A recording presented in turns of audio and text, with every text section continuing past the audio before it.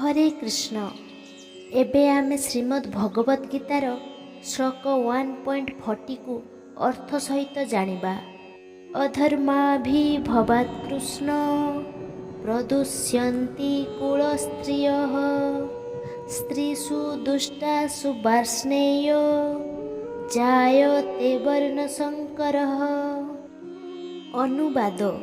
हे कृष्ण, हे वृष्णि वंशज, जेतेबेले परिवार रे अधर्म प्रबल होई उठे सेतेबेले कुल स्त्री माने दूषिता होई जांती एवं सेमानंकर सतीत्व नष्ट हेबा द्वारा वर्णशंकर जात हुअन्ति। एबे एहार भावार्थ जानिबा।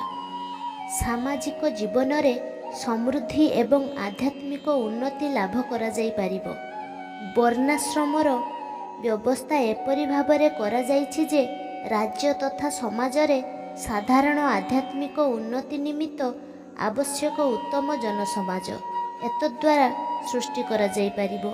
ए प्रकार जनसमाज स्त्री लोक मानकर सतीत्व एवं विश्वस्तता उपरे निर्भर करे। जेपरि पिला माने खूब सहजरे पथभ्रांत होई जांती सेहीपरि स्त्री लोक माने खूब सहजरे पतिता होई जांती। तेणु उभय शिशु एवं स्त्री सुरक्षा निमित्त परिवारर वयस्क लोकंकर सहायता लड़ती। विभिन्न धर्म कार्य व्रत विधि पूजानुष्ठान स्त्री माने बराबर संयुक्त रहिले सामान्य आउ पथभ्रांत हेबे नाही किंबा सतीत्व नष्ट करिवे नाही। तेणु परिवार रे प्रचलित थिबा विभिन्न धार्मिक व्यवस्था अनुଯାयी सेमानंकु सर्वदा कर्मरत रखाइबा उचित एवं तद्वारा सेमाने सतीत्व एवं भक्तिभाव को धरी रखिपारिबे। फଳରେ वर्णाश्रम धर्म को बंचाई रखिबा निमित्त आवश्यक उत्तम जनसमाज जन्म लाभ करिबे।